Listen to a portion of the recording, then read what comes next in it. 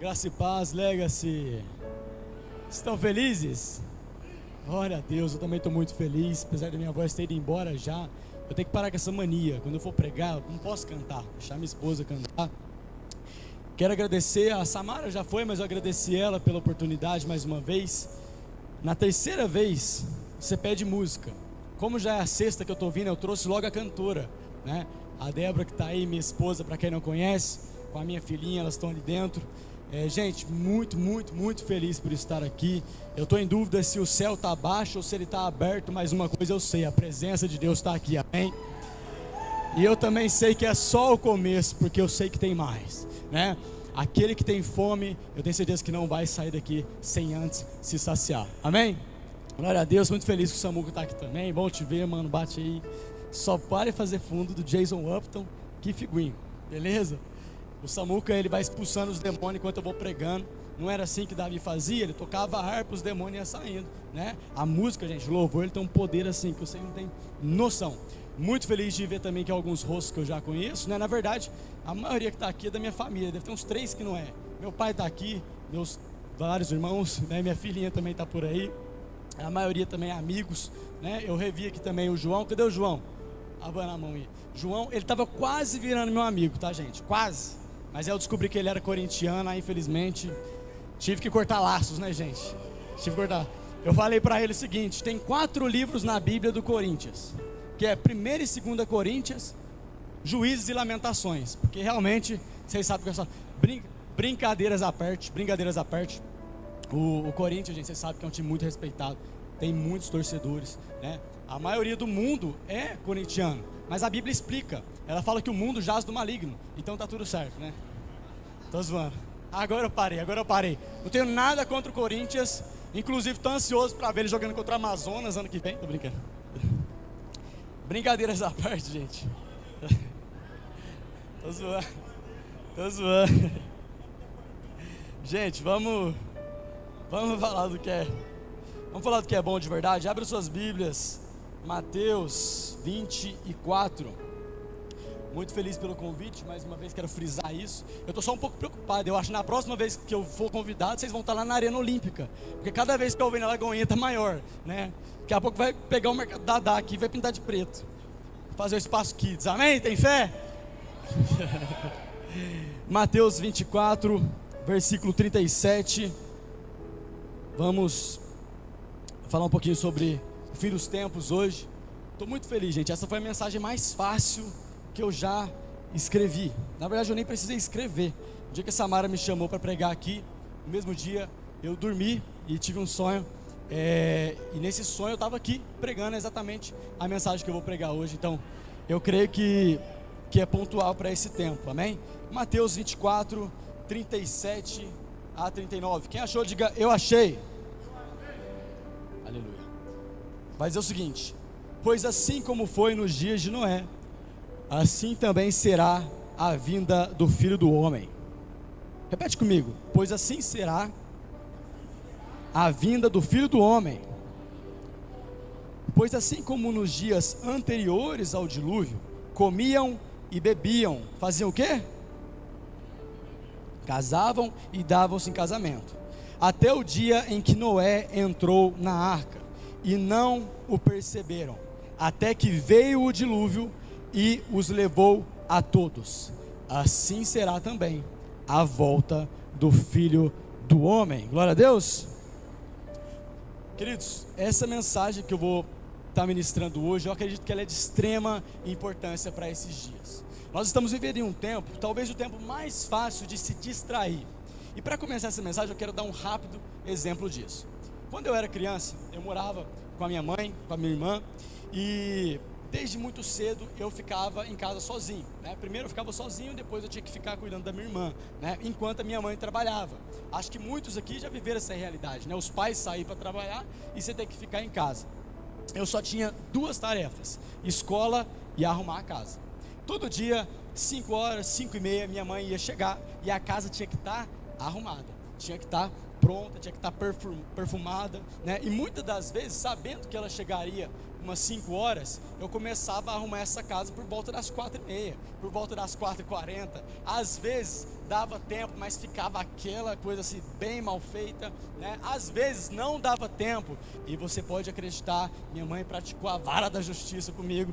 Mas, meus irmãos, por que eu quero trazer essa ilustração aqui para começar? Tinha vezes em que, sabendo que minha mãe ia chegar às 5 horas, eu decidia não esperar chegar perto do horário para começar a arrumar a casa. Eu lembro uma vez que eu queria tanto agradar a minha mãe, que assim que ela saiu, eu já comecei a deixar a casa no jeito, para que quando ela chegasse, estivesse assim, brilhando, né? Eu lembro que na época eu tinha um Samsung Pocket. Quem já teve um desse aqui? E o Samsung Pocket, ele tinha uma função muito interessante. Você colocava para gravar, vamos ver se vocês lembram, colocava para gravar, e dava para você pausar a gravação no meio, e depois você continuava a gravação. E eu usava isso para fazer vários efeitos, né? Eu gravava eu passando assim na parede, aí pausava, depois passava do outro lado, né? Mas eu lembro que teve um dia que eu queria tanto agradar minha mãe, que eu comecei a gravar todos os cômodos da casa, para fazer um antes e um depois. Ela chegou em casa assim com um vídeo, parecia que o Luciano Huck tinha ido lá, foi feito uma mudança na casa. Mas eu quero pontuar uma coisa para vocês aqui. Esse exemplo, ele mostra para nós acerca da palavra vigilância. Eu acho que essa é a palavra que pode definir bem esse sermão hoje. O tema, inclusive, de olhos abertos, é justamente para a gente entender a importância de, nesses últimos dias, ficar atento para a volta de Jesus. Eu comecei esse sermão com esse texto, aonde Jesus, durante todo o capítulo 24, ele está pregando um sermão que nós chamamos de sermão profético, né? Jesus, ele pregou várias mensagens, algumas por parábolas, várias mensagens que dão princípio para a gente viver o nosso dia hoje. Mas Mateus 24 especificamente, ele está fazendo um sermão profético. Então ele passa esse capítulo falando daquilo que há de vir. Jesus, ele vai falar que perto da sua volta a gente iria ver guerras, rumores de guerras, a gente iria ver desastres naturais acontecendo, o amor de muitos se esfriando, e ele começa a dar vários sinais daquilo que nós precisamos ficar atento para saber quando a sua volta está pronta, ou melhor, próxima. E talvez você diga o seguinte: Wesley, mas guerra, sempre teve guerra, né? Sempre teve fome, sempre teve desastres naturais. A gente teve o Covid agora, mas há muito tempo teve a peste negra, né? A gente tem agora o furacão Milton lá nos Estados Unidos, mas teve o Katrina. Então sempre tem. Como discernir então se é o momento, se está próximo ou não? Além de usar o exemplo dos dias de Noé para falar sobre os dias que antecederiam a sua volta, Jesus também vai nos dar o exemplo de que a sua volta, ela é parecida com dores de parto, tá? Então os dias que antecedem a volta de Jesus é parecido com dores de parto. Para quem não sabe, fui pai recentemente, não posso obviamente falar com propriedade das dores de parto, mas eu estive com a minha esposa durante todo o processo. O parto em si, ele é uma coisa, mas tem todo o pré-parto, né? Desde o momento em que você sente a primeira dor, até chegar o momento em que você pega o seu filho ou a sua filha no colo. E uma característica interessante desse período, quem aqui já é mãe, inclusive, levanta a mão, tem poucas, né? Mas algumas que vão entender. Quando você sente a primeira contração, ela dói, tá? Mas ela nem se compara com aquela contração perto do parto mesmo, não é verdade? Quando está bem próximo do parto, você sente uma dor, mas é uma dor que dá para controlar, que dá para respirar, e ela vai durar alguns minutos, vai passar, e a próxima vai vir daqui 2 horas ou daqui 1 hora. Quanto mais perto vai chegando do parto, mais contrações você vai ter em um curto espaço de tempo, e mais dolorosas vão ficando. Então, se antes a dor era de 2 em 2 horas, agora vai chegar um momento que fica de 2 em 2 minutos. E uma dor que, nossa, a Débora quase arrancou uns 3 dedos meu fora, né? Você segura a mão dela assim, vai me matar aqui agora, não vou aguentar. Mas imagina isso. Jesus, ele compara a sua volta com dores de parto. Então sempre teve, né, desastres naturais, sempre teve guerras, sempre teve fome, mas nesses últimos dias, isso tem acontecido com mais frequência e numa proporção maior. Antes, lá no começo, uma guerra que era com cavalo, que era com espada, morria algumas pessoas. Hoje em dia, numa guerra, gente, você solta uma bomba, você mata quantas, né? A gente está vendo agora acontecendo em Israel, tem na Ucrânia, tem na Rússia. Então, perto da próxima de Jesus, a proporção vai aumentar. Se a gente acha que o Covid foi demais, gente, provavelmente, pelo que a Bíblia diz, vai ter coisas piores, que vão anteceder a volta de Jesus. E ele fala para nós que nós precisamos ficar atentos aos sinais. Assim como nós olhamos para as árvores e vemos as folhas trocando, e a gente sabe se discernir se está vindo primavera, outono, verão, assim também precisamos ficar atentos para os sinais da volta do Filho do Homem. Não sabemos o dia e a hora, nem precisamos tentar descobrir, mas uma coisa nós precisamos: ficar de olhos abertos. Jesus ele vai usar esse exemplo de que nos últimos dias serão como os dias de Noé. Perceba, ele não fala o dia de Noé, ele não fala o dia do dilúvio, mas ele fala dos dias que antecederam o dilúvio. Foi 120 anos de Noé construindo uma arca. 120 anos. E agora eu quero que você imagine o seguinte, tá? Já que ele fala que serão como os dias de Noé, vamos imaginar um pouquinho, fazer uma simulação aqui, como que era os dias de Noé, como que era o dia a dia, a rotina de Noé. Então imagine o seguinte: Noé acorda, né, e ele tem uma palavra de Deus de que tudo será destruído com água, né, e que ele precisa construir uma gigantesca arca. Então ele acorda todos os dias, está todo mundo vindo trabalhar, está todo mundo vindo fazer as suas coisas, está todo mundo vindo se ocupar, mas Noé está indo para o outro lado, pegando o seu martelo, pegando o seu material e fazendo a mesma coisa todo dia, construindo uma arca na terra. Ele não construiu nem numa água, ele construiu na terra. Então imagina o dia a dia de Noé, imagina o que as pessoas pensavam sobre esse homem. A gente pode concordar, olhando a Bíblia, que provavelmente nunca nem tinha chovido até o dia que veio o dilúvio. Então imagina, Noé está falando: gente, está vindo aqui o seguinte, vai cair água do céu. Como assim água do céu? Isso nunca aconteceu. Não, vai cair água do céu, vai inundar tudo que vocês estão vendo, e só quem estiver dentro dessa arca vai conseguir sobreviver. Imagina a loucura que o povo deve ter tratado Noé. Cara, você é louco, você está todo dia fazendo a mesma coisa, nunca nem choveu, uma arca na terra, né? Então imagina como que ele era tratado. Mas, sendo bem sincero, eu acho que algumas pessoas devem ter acreditado em Noé no começo, mas foram 120 anos de construção. Eu realmente não duvido que alguém lá no começo tenha acreditado: não, cara, vou saber, isso deve estar certo, vamos fazer o seguinte, vou te ajudar. Aí ele começava ali e tal, mas passava 10 anos, passava 20 anos, passava nada da chuva. Então eu imagino que alguns, até no meio do caminho, devem ter desistido, porque a promessa que eles ouviram, a palavra que eles ouviram, estava muito longe de acontecer, não parecia que ia acontecer, até que no final das contas, no final dos 120 anos, apenas Noé e sua família entram na arca. Os últimos dias serão como os dias de Noé. E a pergunta é: quem nós seremos? Nós seremos esse que vai ser taxado de louco por muitos? Nós seremos esse que vai ser aquele que anda na contramão do que esse mundo está andando, que vai fazer coisas que aparentemente para os outros não fazem sentido e que vai permanecer? Ou a gente vai ser aquele que só começa, mas não termina, que começa animado, mas não vai até o fim? Eu imagino que muitos devem olhar para você que está começando talvez agora na jornada de fé e falar o seguinte: cara, por que você está desperdiçando a sua vida num sábado à noite, chuvinha dessa, indo na igreja? Por que você não sai da igreja? Terça-feira tem coisa, quarta-feira tem coisa, quinta-feira. Por que você está fazendo isso? Você tem 15, 16 anos. Por que você não aproveita? E deve ter pessoas olhando para você e falando o seguinte: tanta oportunidade, você vai realmente gastar, você vai realmente perder a sua vida agora? Eu lembro quando eu fui casar, eu casei com 18, minha esposa com 16, né? 17 anos. Olha isso, gente. Isso aqui eu experimentei na prática o que é ser ou não é. Irmão, você vê tanta gente falando: mas vocês são doidos, vocês vão gastar a vida de vocês vão desperdiçar a sua juventude, vocês vão... Quanta coisa que você não escuta. E aí a importância de saber qual a opinião que mais importa sobre nós. Porque Noé, ele só permanece porque ele tinha uma palavra de Deus. Não foi a empolgação de começar a construir aquela arca que fez ele manter até o fim.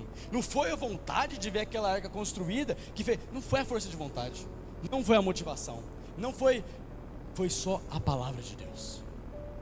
Por isso que nós precisamos ter tanta, mas tanta convicção da palavra de Deus, porque tudo e todos ao nosso redor vai querer nos desanimar, vai querer nos parar no meio do caminho.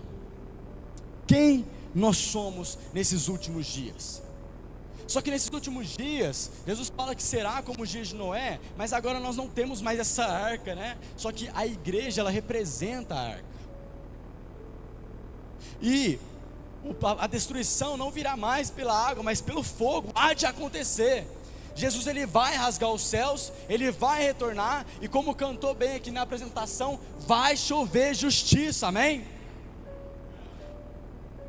E quem não estiver dentro da arca, infelizmente vai ser tarde. Nesses últimos dias, a igreja é a arca de Deus. A igreja é a qual, aonde nós estivermos inseridos, nós vamos conseguir permanecer diante de Deus naquele grande dia. Eu não sei você, mas eu anseio por ouvir de Jesus: servo bom e fiel, entre nas minhas moradas eternas. A arca, meus irmãos, ela tem uma baita descrição detalhada de como ela foi feita. Vai falar que a arca tinha vários andares, vai falar até o comprimento da arca, cada detalhe. Só tem uma coisa que Deus não manda Noé construir, na verdade duas. Primeiro, volante, porque quem dá a direção é Deus, amém? Segundo, não tinha maçaneta do lado de fora. Uma vez que a arca se fechava, já era. Então imagina aquele povo que outrora chamava Noé de louco, que falava que ele estava desperdiçando a sua vida, agora vendo pela primeira vez. Imagina quando a primeira gota caiu. Eita, peraí, então ele estava certo. Imagina quantos não bateram naquela porta. Não é, por favor, mas foram 120 anos de oportunidade, 120 anos de chance. E olha que eu já ouvi gente falando: não, no final da minha vida eu entrego para Jesus. Quando eu tiver mais velho, quando eu já tiver aproveitado, aí eu vou me entregar por completo. Só que quando a primeira gota chega, meus irmãos, já era. O dia e a hora ninguém sabe, por isso a importância da vigilância. Noé era um pregador da justiça, ele não precisava nem falar sobre aquilo que vinha acontecer. Só o fato dele levantar todo dia e continuar fazendo aquilo, já pregava o suficiente. Porque uma vida onde o exemplo prega mais que as palavras, é a vida que Jesus quer de nós. Sabe, a forma que eu trato a minha esposa vai mostrar mais se realmente eu sou um cristão do que o quanto eu prego para vocês aqui. Até porque todos nós conhecemos ou sabemos de pessoas que pregam, mas não vivem. Só que nesse tempo, precisamos de pessoas de verdade. De verdade. Quando Adão e Eva pecam, eles ficam tão envergonhados, não é? E eles colocam aquelas roupas de figueira para tampar suas vergonhas. Gente, eles estavam só enganando um ao outro. Eles mesmos tentando resolver o problema. Isso não resolve o problema. Nós precisamos de Deus. Até para a gente ansiar por mais de Deus, a gente precisa de Deus. E precisamos de uns aos outros. Então, meus irmãos, os dias de Noé, a Bíblia vai dizer também que o povo estava com o coração endurecido. O povo estava com o coração inclinado para o pecado. O maior ponto que Jesus falou aqui não era sobre o pecado que eles estavam cometendo, mas sim sobre o coração deles estarem inclinados para o pecado. Tanto que olha que interessante, Jesus vai falar que nos últimos dias, nos dias como os de Noé, as pessoas vão estar comendo, bebendo, casando e se dando em casamento. Eu pergunto para vocês, é pecado isso? Não. Quando Jesus fala, olha, nos últimos dias, vão ser como os dias de Noé, as pessoas vão estar comendo, as pessoas vão estar bebendo, vão estar casando, vão estar se dando em casamento. Mas aí vai fechar e acabou. Gente, não é pecado nada disso que ele está falando aqui. Mas o problema é que esse povo estava distraído.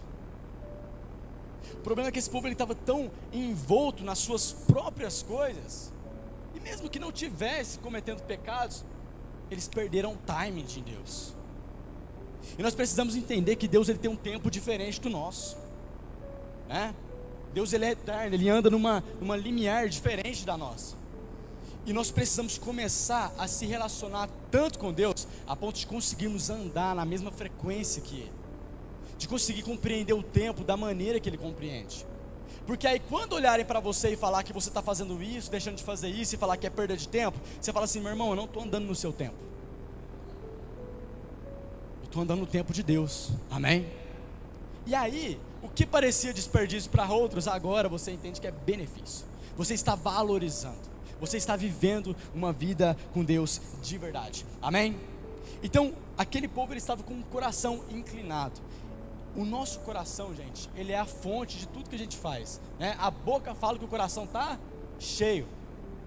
Então, o principal ponto, eu não quero saber quem você é por fora, eu não quero saber quantas vezes você vai na igreja, né? O quanto que você faz as coisas religiosas, não, como está o seu coração?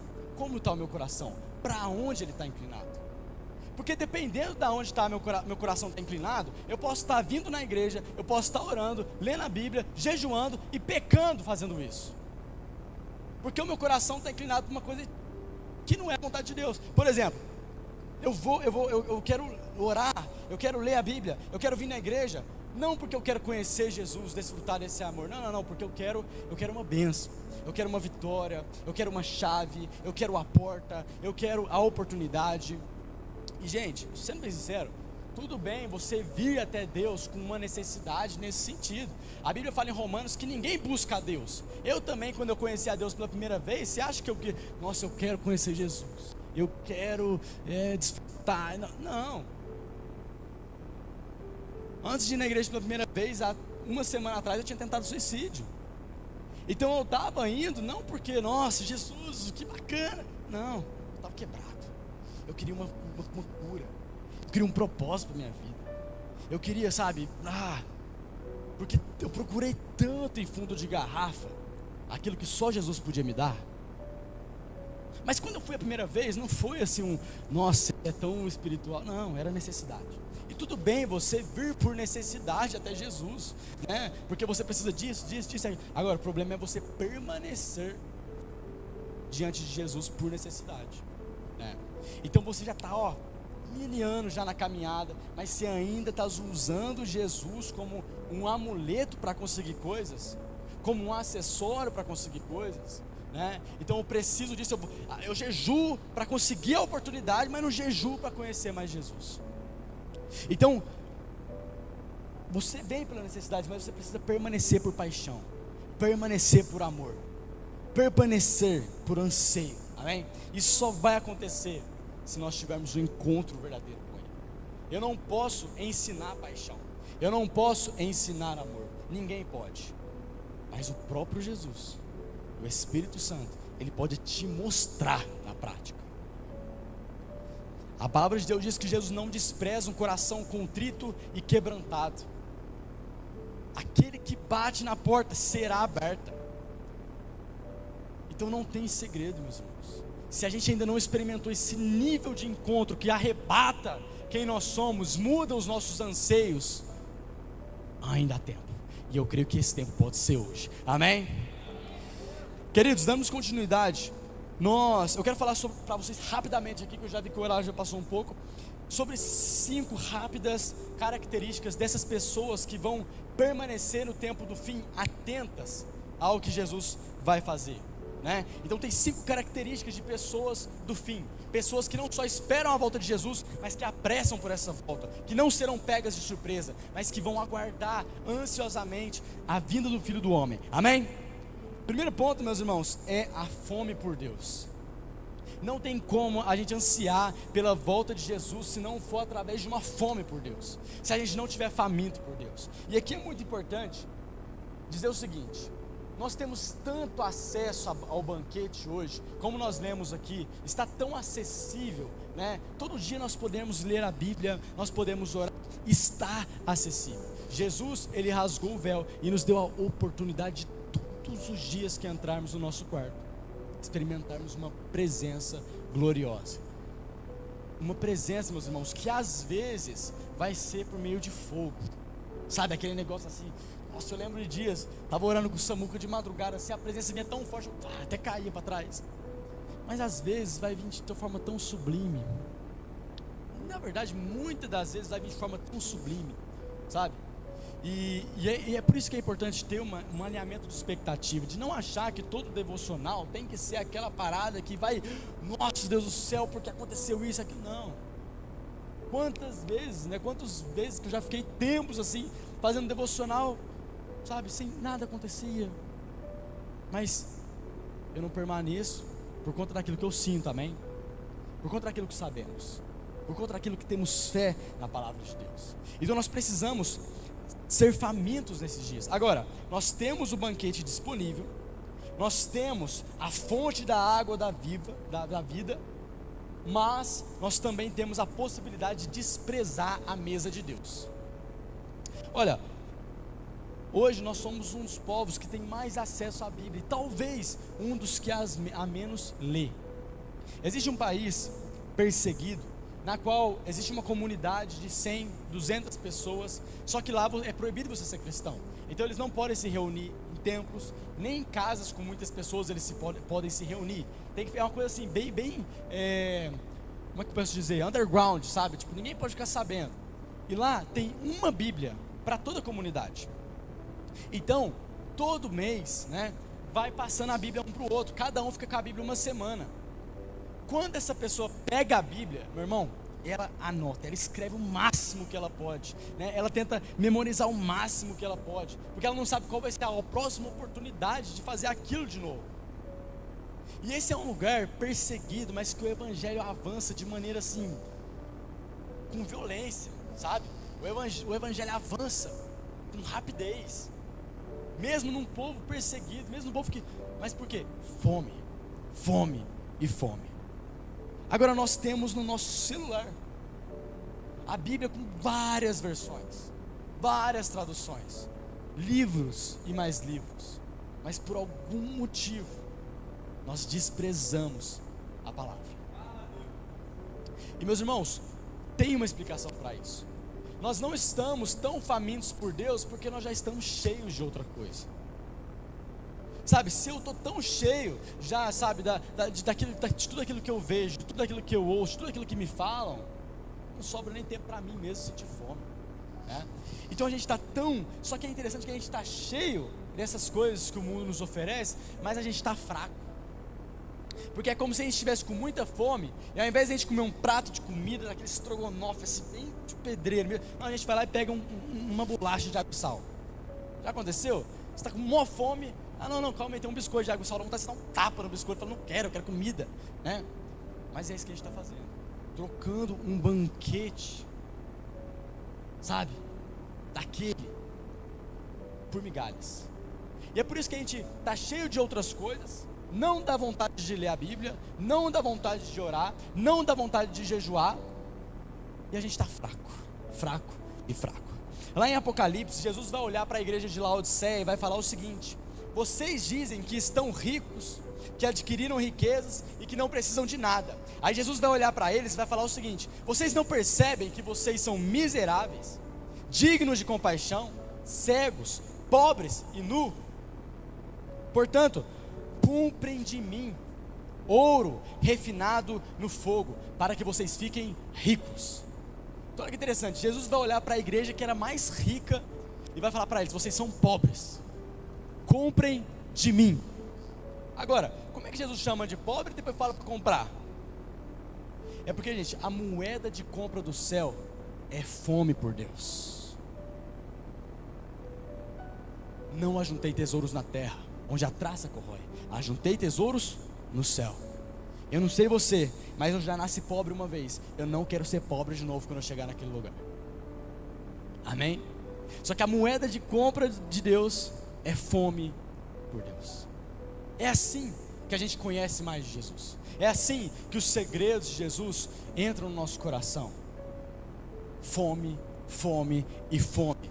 Precisamos ser famintos por Deus. Amém? Gente, quando você tem fome por Deus, você se sente deslocado em locais superficiais. Quando você é faminto por Deus, você não consegue ficar muito tempo gastando tempo em conversas triviais, porque você está lá falando sobre o Palmeiras, o Corinthians e tudo mais, mas lá dentro tem um fogo nos seus ossos que fala assim: não, eu preciso de algo mais profundo. Porque quando a gente já experimentou esse lugar de profundidade, meus irmãos, quando a gente já entrou, sabe, naquele oceano profundo, a gente não consegue se satisfazer em lagos rasos. E talvez isso seja para alguém aqui que já esteve nesse lugar, que sabe que nada se compara a esse lugar, que sabe que nenhum culto desse, nenhuma conferência, nada se compara àquele lugar de profundidade que um dia você experimentou sozinho com Jesus. Porque essas conferências, os cultos, eles são maravilhosos, nossa gente, eles arrebatam a alma, minha voz aqui quase foi embora. Mas os dias que eu mais fui mudado foram os dias que eu estava a sós com Jesus. Sabe, foi os dias que não tinha ninguém vendo. O dia que não era um fogo, não era uma música, não. Era uma brisa suave do Espírito Santo. Uma brisa suave do Espírito Santo que, gente, te esquadrinha por inteiro. Você fica como se fosse nu diante de Deus. As máscaras que eu tento lhe mostrar para os outros, ali não tem. E Ele me conhece por completo. E sabe o que é mais absurdo? Ele fala o seguinte: você é meu filho amado. Gente, esse lugar, posso falar, zela por esse lugar. Porque, como eu disse, as distrações vão roubar a presença de Deus da sua vida. E eu não estou falando só de pecado, eu estou falando daquilo que mais não convém. Sabe, já teve momentos que eu estava vendo uma série assim, eu tive que parar e falar, não dá não. Isso aqui, sabe, essa série é muito boa, mas isso aqui vai tirar aquela preciosidade que eu tenho com Jesus, vai tirar meus olhos dele. É coisas assim, sabe, particulares, momentos particulares. Só que isso, gente, é você e Deus, amém? Então nós precisamos dessa fome por Deus. A pessoa faminta por Deus não será pega de surpresa no dia que Jesus retornar. Segunda característica de alguém que espera pela volta de Jesus, que não será pego de surpresa: santidade. Você pode repetir comigo? Santidade. Só antes de partir, meus irmãos, para falar sobre isso, quando a gente fala de santidade, tem um termo na teologia que a gente precisa rapidamente identificar. Existe a santidade posicional e a santidade progressiva. A santidade posicional diz respeito à posição que nós estamos diante de Deus uma vez que nós nascemos de novo, amém? Então eu era um pecador, a minha identidade era de pecador, mas eu tive um encontro com Jesus e agora a minha identidade é de santo, é de redimido, é de lavado, embora eu ainda peque. Olha que paradoxal. Então antes a minha identidade era pecador, porque eu era escravo do pecado, mas Jesus nos resgatou do reino das trevas, nos transportou para o reino do seu Filho amado, e agora a nossa identidade mais não é pecador, nós somos santos, redimidos, lavados, embora a gente vá pecar. E aqui que é o segundo ponto, que é a santidade progressiva. Embora nós estejamos nessa posição de santos diante de Deus, porque o seu sangue está sobre nós, nós precisamos prosseguir buscando e zelando pela santidade. Então não é assim, eu nasci de novo, agora eu sou santo diante de Deus, se dane, vou fazer um monte de coisa, vou ver isso, vou fazer aquilo. Não, eu sou santo diante de Deus em posição, mas eu preciso prosseguir e perseguir a santificação diária, amém? E aí outro ponto, santidade não é você nunca se sujar, mas santidade é você sempre estar se limpando, amém? Então, sim, depois que eu nasci de novo, eu ainda peco. Depois que eu nasci de novo, eu ainda falho. Mas qual que é a diferença? Agora, esse pecado ele não mais me escraviza. Eu não mais peco de forma deliberada. Ou seja, eu tenho a consciência do pecado e esse pecado me fere. Então antes de Jesus, brother, eu pecava e estava, peco que nem vejo, tal, de boa, sossegado. Mas agora, quando eu peco, o Espírito Santo fica triste dentro de mim. E eu sinto isso, amém? Prova que você nasceu de novo.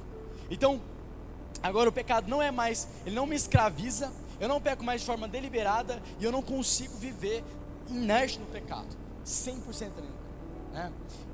Agora, É possível, meus irmãos, que a gente deixe tanto de zelar pela santificação progressiva, que, como a palavra de Deus diz em Romanos, Deus nos entrega para as nossas próprias vontades e prazeres. Então, mesmo nascido de novo, se a gente viver numa vida de pecado, ou seja, voltar para um jugo de escravidão, e não dar atenção para a voz do Espírito Santo dentro de nós, é capaz que uma hora, sabe o que Jesus vai fazer? Sabe o que ele vai fazer? Ele não vai falar assim, não, eu vou te punir, eu vou fazer isso. Não, sabe o que ele vai fazer? Ele vai te entregar para os suas vontades. Ele vai te entregar para os seus prazeres. E posso te dizer, essa é a pior coisa que pode acontecer na nossa vida. Pior coisa.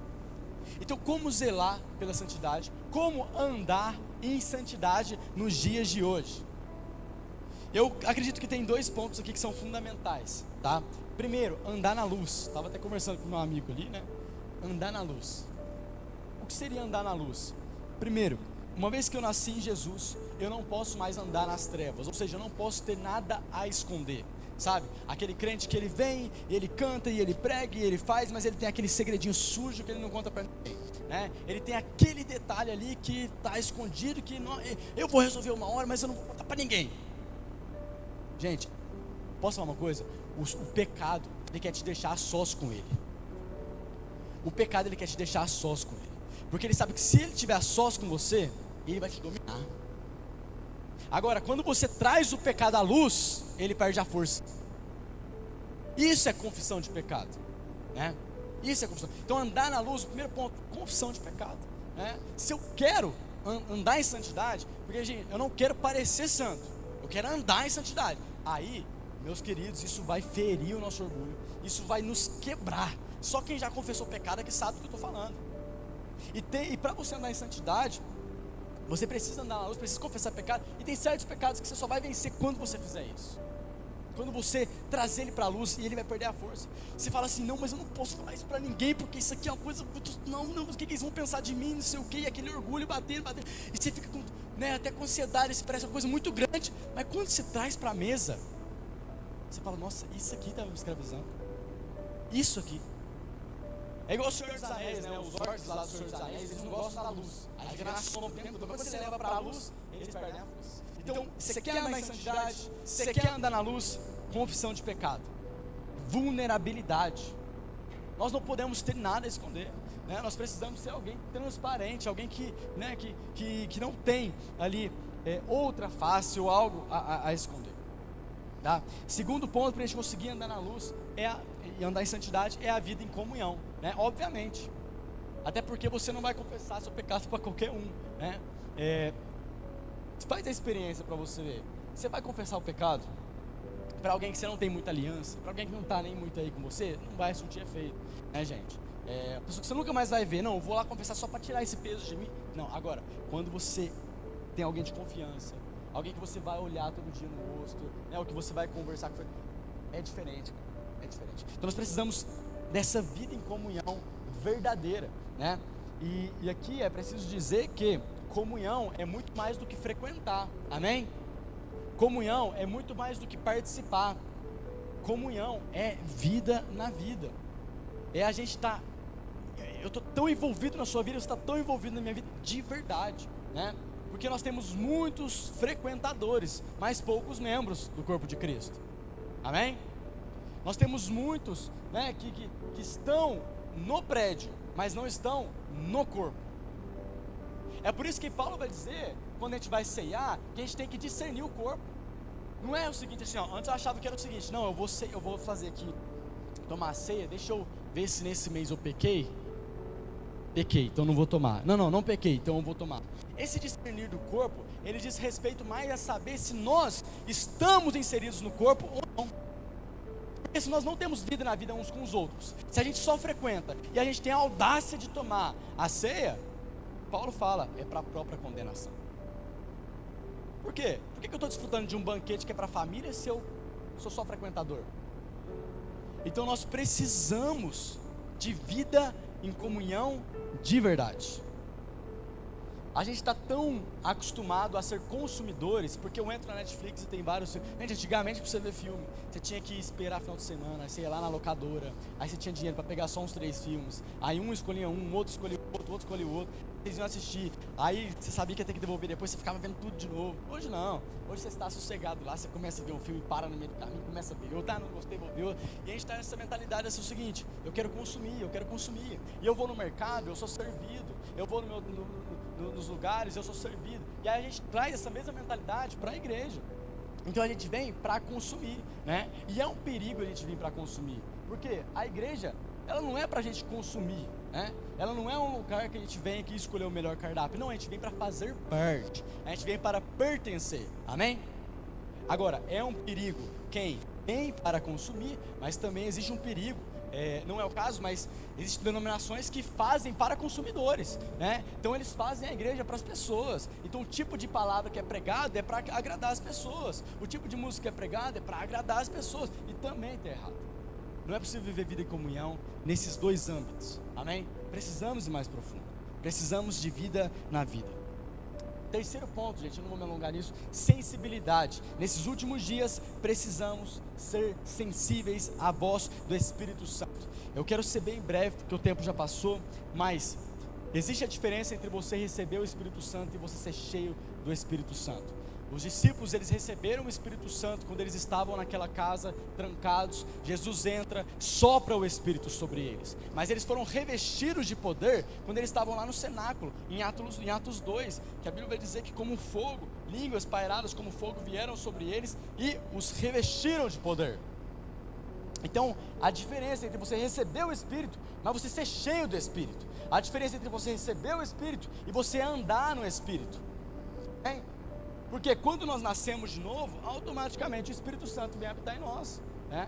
Ele habita em nós. Agora, eu ando no Espírito, eu sou cheio do Espírito, a voz do Espírito é o que direciona a minha vida, mais do que o conselho das pessoas, né? Porque é só através de uma vida no Espírito, de andar no Espírito, que a gente consegue viver, né, como eu disse antes, o sacerdócio. Ou seja, eu não preciso tanto terceirizar a minha vida para outros, né? Eu consigo ter um relacionamento com Deus direto, porque eu estou cheio do Espírito, amém? E o fogo do Espírito Santo não é para eu consumir mais uma vez, é para eu ser consumido, amém? E nós seremos. Então nós precisamos ser amigos do Espírito Santo. O quarto ponto, a gente está fechando, é a mortificação. Então, só relembrando, o primeiro ponto é a fome por Deus, precisamos ser famintos por Deus. Segundo ponto, santidade, precisamos andar em santidade de verdade. Terceiro ponto, sensibilidade. E o quarto, agora, mortificação. Jesus, ele vai dizer várias vezes que se nós queremos seguir a Ele, nós precisamos tomar a nossa cruz e morrer para nós. E a mortificação, gente, é um processo diário, sabe? Eu tenho tentações, eu tenho anseios pecaminosos, e se eu não morrer para mim mesmo, né, se eu não fazer isso de forma diária, eu vou acabar cedendo. Agora, não só do pecado aqui, mas qual é a importância de você conseguir morrer para você mesmo? Primeiro, se você morre para si, você deixa de ser alguém ofendido. Então imagina o seguinte: você vai no cemitério, e você chega no cemitério, você olha os túmulos, e você começa a xingar aquelas pessoas. Vocês não valem nada, vocês viveram uma vida aqui, olha, dissoluta, e vocês fizeram isso. Qual que vai ser a reação do pessoal que está no túmulo? Nenhuma. Mas faz diferente então, vai lá no cemitério e começa a elogiar. Vocês são incríveis, vocês são 10, vocês são maravilhosos, vocês são imperfeitos. Qual vai ser a reação deles? Zero. Quando Jesus pede para a gente morrer para nós mesmos, meus queridos, é porque agora a gente não é mais alguém que se ofende com os outros. Porque não me deu paz do Senhor, porque faltou fazer isso para mim. É alguém que não vive em expectativa do que o outro vai fazer. Independente, irmão, você pensa isso de mim? Tô nem aí, você pensa, a opinião que importa é que Deus tem sobre mim. E quem também está morto para si, também não se deixe iludir pelos elogios, porque hoje te elogiam, mas amanhã te jogam na cova, não é assim? Então você consegue andar numa vida leve, porque você não vive debaixo de expectativa das pessoas, e você também não vive se ofendendo com as pessoas. Gente, ninguém merece uma pessoa ofendida. Qualquer coisinha que você fala, porque nossa, vira um escarcelo. Não, ninguém merece. Morrer para nós mesmos, é isso. Você acha que Jesus estava aí porque falavam dele enquanto ele estava lá caminhando? Não, ele ia fazendo, independente. Ah, porque estão te chamando de comilão, estão te chamando de beberrão, estão falando que você anda com as prostitutas. Eu estou cumprindo aquilo que meu pai falou. Amém? Eu só faço aquilo que vejo meu pai fazendo. Então morrer para nós mesmos, esse processo diário, é onde você consegue manifestar o fruto do Espírito na sua vida. Se você não tiver morto para si, você não vai conseguir ver longanimidade, paz, benignidade, amor, alegria sendo evidenciados né? Nós precisamos estar mortos para nós mesmos, para que a vida de Deus comece a fluir através de nós. Por que a gente tem tanto pouca vida de Deus em nós? Porque a gente está muito vivo já, né? Eu estou muito assim, eu tô muito nas minhas coisas, no que eu tenho que fazer, nos meus objetivos, e daqui a pouco, meus irmãos, como eu volto a falar no começo, a arca fecha e acabou. Então nós precisamos de mortificação. Você acha que Noé não teve que morrer para ele mesmo? Você acha que 120 anos era isso que ele queria estar fazendo? Ele poderia estar construindo uma casa para ele desfrutar com a sua família. Ele poderia estar construindo várias coisas ali, mas não. Todo dia era a mesma coisa, a mesma coisa. Quanta coisa ele perdeu, quanta coisa ele perdeu. Mas sabe o que é maior? Aquilo que ele ganhou.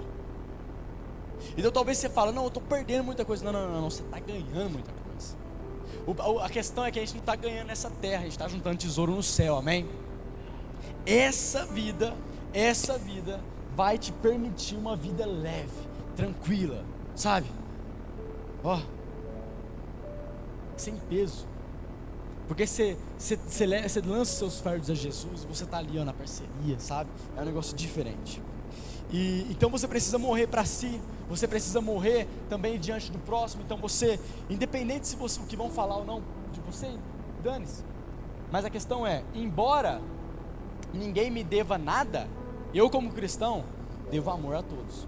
E é isso que pega, pessoal. Porque você não reagir quando alguém te ofende, agora você responder com amor quando alguém te ofende, aí é outra parada. E é difícil, gente. Eu estou falando aqui, não é como se fosse perfeito e conseguir. Eu preciso melhorar, precisamos, não é verdade? Porque é complicado, a pessoa vai te ofender, tudo bem, né? Mas aí depois ofende sua família, seus filhos, aí você fala, meu Deus, aí você tem que estar crente, não é verdade? E os irmãos, por fim, o último ponto para fechar, né, é uma progressão. A gente falou santidade, mortificação, fome por Deus, sensibilidade, e por fim nós chegamos no último estágio, maturidade. Uma pessoa do fim é alguém maduro, é alguém que sabe, não está mais como criança. Porque quando nós éramos crianças, fazíamos coisas de crianças, né? Gostávamos de coisas de criança, falávamos, mas agora que nós não somos mais crianças, deixamos as coisas de criança para trás, né? Então olha o que vai dizer aqui em Gálatas, isso é muito importante, é a última coisa para fechar. O seguinte: digo que, enquanto o herdeiro é menor de idade, de nada ele difere de um escravo, embora seja senhor de tudo. Então, pensa o seguinte: você antes era escravo, igual eu, sim ou não? Jesus te resgatou, você agora é o quê? Livre, e você é filho. Só que olha o que o texto está falando para nós. Enquanto o herdeiro é menor de idade, ou seja, enquanto ele é criança, ele nada difere de um escravo. Ele é a mesma coisa de um escravo. Por quê? Embora ele seja senhor de tudo, ele está sob um jugo de escravidão. Ele não pode desfrutar das coisas de herdeiro. Por quê? Porque ele ainda é igual criança. Então, embora sejamos filhos de Deus, embora sejamos herdeiros das promessas de Deus, é possível que a gente esteja ainda vivendo igual escravo, não por causa da nossa posição, mas por conta da nossa imaturidade. E aí o pai não está entregando certas promessas, propósitos, por quê? Porque ele sabe que se a gente pegar, a gente vai fazer caca, a gente não vai conseguir administrar. Por quê? Porque a gente ainda é imaturo. Então imagina o seguinte: a minha filha cresce um pouquinho e fala assim, pai, eu quero, 5 anos de idade, daí ela chega em mim e fala assim, pai, eu quero uma motocross. Eu vou olhar para ela, por que eu vou te dar uma motocross? Se eu te der uma motocross, com certeza você vai cair. Até chorou ali, tadinho. Filho, eu vou te dar, depois eu te... Desculpa, tá? É só um exemplo, gente. Pra que isso? Mas, por que eu vou dar uma motocross para ela, né? Ela vai cair, eu sei que ela vai se acidentar lá na frente. Ela ainda não tem idade para isso. Então Deus ele não está entregando certas coisas porque a gente ainda está num nível de imaturidade. A gente é filho, a gente é herdeiro, mas por conta da nossa imaturidade, Ele não pode confiar algumas coisas, porque Ele sabe que se Ele confiar algumas coisas, a gente pode acabar se perdendo com aquilo que Ele vai nos dar. Tem gente pedindo oportunidade que Ele só não deu ainda, porque Ele sabe que se te der, você larga Ele. Tem gente pedindo porta que Ele não abriu ainda, porque Ele sabe que quando abrir, você vai esquecer dele. Então qual que é o nosso clamor? Não ficar desesperado, Deus faz. Não, Deus, me amadurece para estar pronto para aquilo que o Senhor quer me entregar, para que eu possa com maturidade administrar como um filho, como um herdeiro de verdade. Amém? Então o último estágio para nós, que não vamos ser pegos de surpresa no dia que Jesus voltar, é a maturidade. É aqui que chegamos. E eu gostaria que vocês se colocassem de pé, para a gente encaminhar para o encerramento. A palavra de Deus vai dizer em Lucas 12, 35 e 37: estejam cingidos os vossos rins, acesas as vossas candeias, e sede vós semelhantes a homens que esperam pelo seu Senhor, quando Ele há de voltar das bodas, para que quando vier e bater, logo lhe abram. Que não sejamos pegos de surpresa, que não sejamos distraídos naquele grande dia. Amém? Porque Ele está vindo. Ele está vindo, mais perto do que nunca, mais sinais do que nunca. Maranata. Você pode repetir isso? Maranata. Nós desejamos, Jesus, a sua volta, mas sobretudo, Pai, nós ansiamos por estar prontos, Jesus, nesse dia. Embora isso nos custe uma vida na contramão desse mundo, na contramão dessa cultura, embora construir essa arca faça com que a gente pareça que está perdendo tempo, que está atrasado comparado com os nossos amiguinhos do Instagram, a gente vai permanecer, Pai, porque o nosso tempo não é ditado pelo conselho dos ímpios, mas nós queremos andar no tempo do Senhor. Nós não queremos andar segundo aquilo que funciona, segundo aquilo que dá certo, segundo aquilo que todos estão fazendo. Não, nós queremos andar segundo a sua palavra. E custe o que custar, continuaremos dia após dia empenhados na construção dessa arca, empenhados para que não sejamos pegos no dia de surpresa, no dia da sua volta, Jesus. Então nós clamamos, aumenta a nossa vigilância, Pai, abre os nossos olhos, Jesus, para que não mais desprezemos o lugar de comunhão, para que não mais desprezemos a sua palavra e o secreto, porque quantas e quantas vezes lágrimas foram derramadas, e um nível de profundidade nunca antes foi alcançado quando eu estava com o Senhor. Eu não quero perder isso, Pai. A sua presença é mais importante que os likes, Deus. A sua presença é mais importante do que as oportunidades, Deus. A sua presença é o que nós mais ansiamos por zelar, Jesus. Não passe de mim, Senhor. Não passe de mim, Senhor. Não passe de mim, Senhor. Deixe-me tocar nas suas vestes, Jesus. Oh, Jesus, deixe-me lavar os seus pés, Jesus.